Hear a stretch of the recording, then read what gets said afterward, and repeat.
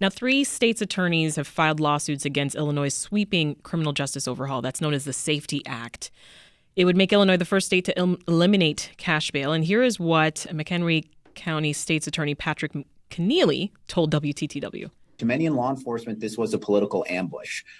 You had legislatures who were sort of in league with a group of activists, many of whom just did not have a comprehensive or good understanding of what the criminal justice system was doing, who took a wish list and put it into legislation. And all of a sudden, at the 11th hour during lame duck session, they sprung this thing. They strong-armed and excluded prosecutors as well as police, as well as other people involved in the criminal justice system from any type of negotiations. They forced this thing through, and now we're left with the fallout, which is a bill that not only doesn't make sense, but is a clear and present danger to the public. So he's got a lot to say there, Erin. This bill was passed back in February of 2021. So thoughts on why it's getting so much attention now?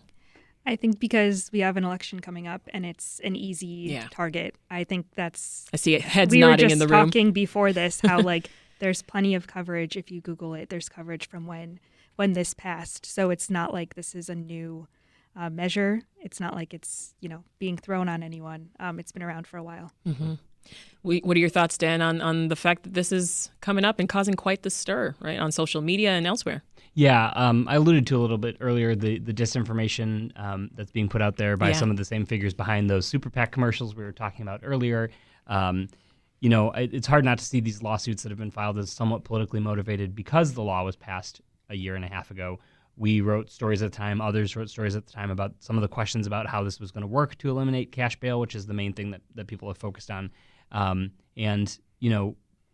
There were months and months for these lawsuits to be brought. I understand one of the state attorneys, I think it was Mr. Keneally, actually said, he was waiting for some fixes maybe that never came. Mm-hmm. But the legislature adjourned in April this year before the June primary, and they haven't been meeting since then. So there's been ample time to file a lawsuit, not less than 2 months before voters go to the polls. So besides ending cash bail, Dan, give us a summary, if you will, of what else is included in this 764-page bill. It is really massive. There's provisions that make it easier for citizens to file complaints against the police, not having to sign a sworn affidavit with your name on it. There's another provision that will require every police officer in the state of Illinois to wear a body camera by 2025. Those are some of the top level ones. It's a wide-ranging overhaul of the way we deal with criminal justice. And I think rightly so, the elimination of cash bail gets a lot of attention because it is the most substantial change to the way criminal justice operates. What do you think about that bad rap cash bail is getting, the elimination of it? I'm getting a ton of text messages. Are you? Yeah, about it. Me too, Phone from family, calls, elsewhere. And again, as Dan and Erin even said, it's a lot of misinformation that is out there. I mean, I'm working on a story with the public defender's office, and they have actually come to me and said, hey, could you please do something more, because there's a lot of misinformation with these commercials. And if you go on social media, you'll see a lot of graphics that have been made that really don't spell out exactly everything that Dan has so eloquently said here. And like he said, there's been stories on this. I mean, you just type it into Google and you'll see that they go back to 2021, and people are just seeing these super PAC commercials. They're paying attention to what's being sent out on social media and not really digging into those credible news sources where you can truly find out what this is all about.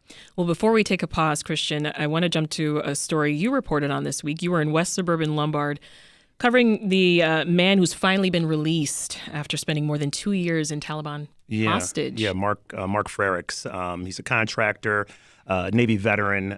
They've been trying to get him out for some time now.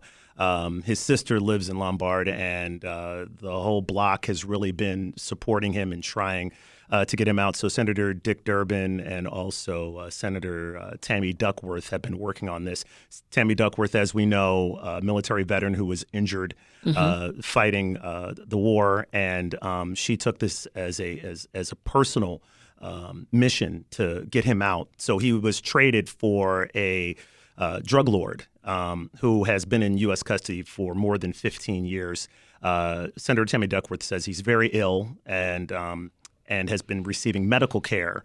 And so now he can get that medical care from the Taliban by handing him over, and in return, Mark Frerichs gets to come home. We're not certain of his health condition. And he's in Germany? As far as I know, he's in Germany on a military base. That's usually where people go, and he's being treated there. And when he's ready to come home, he can come back. He will come home. That's what Senator Duckworth told us. But she's very happy, worked very hard with the Biden administration, also had been working with the Trump administration to make this happen.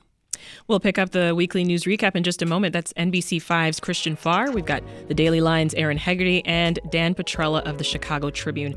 But first, let's check back in with Lisa Labuz. Protests continue in Iran.